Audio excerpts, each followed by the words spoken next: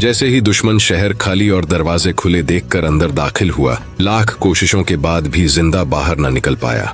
इस हौलनाक वाकये से पहले जब यूरोप के सबसे ताकतवर बादशाह किंग लुइस या सेंट लुइस ने दुनिया की सबसे हैवी और मजबूत सलीबी फौज तैयार की, जिनमें दुनिया के सबसे खतरनाक और लोहे में लिपटे हुए नाइट्स टेम्पलर्स भी शामिल थे। ये अजीम लश्कर मिस्र को फतह करने निकला हुआ था और उनका सामना ममलूक फौज से होना था।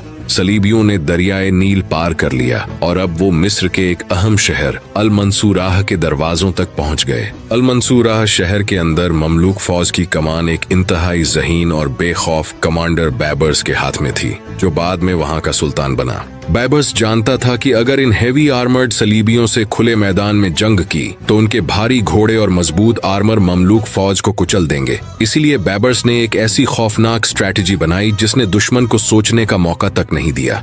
बैबर्स ने एक हुक्म तैयार किया, शहर के तमाम मेन दरवाजे पूरी तरह खोल दो, गलियों और बाजारों को बिल्कुल खाली कर दो और तमाम सिपाही अपनी तलवारों और बाकी हथियारों के साथ छतों और घरों के अंदर छुप जाएं। शहर में कब्रिस्तान जैसा सन्नाटा होना चाहिए।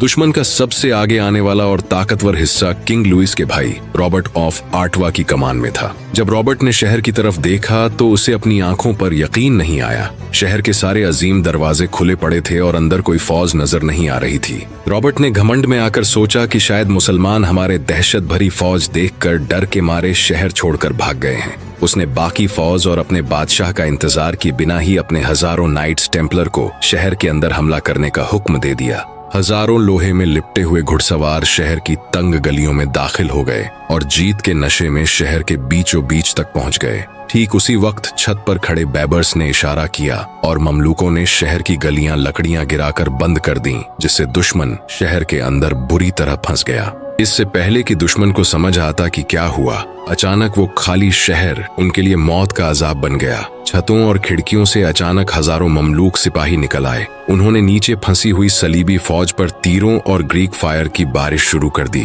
ममलूक सिपाहियों ने इस तबाहकुन हमले में सभी नाइट्स टेम्पलर्स को किंग लुइस के भाई के साथ खत्म कर दिया और फिर उन्होंने शहर से बाहर निकलकर किंग लुइस के लश्कर से भी बेखौफ जंग की और उसे भी बुरी तरह शिकस्त से दो चार कर दिया और आखिर में बैबर्स के सिपाहियों ने किंग लुइस को जिंदा कैद कर लिया।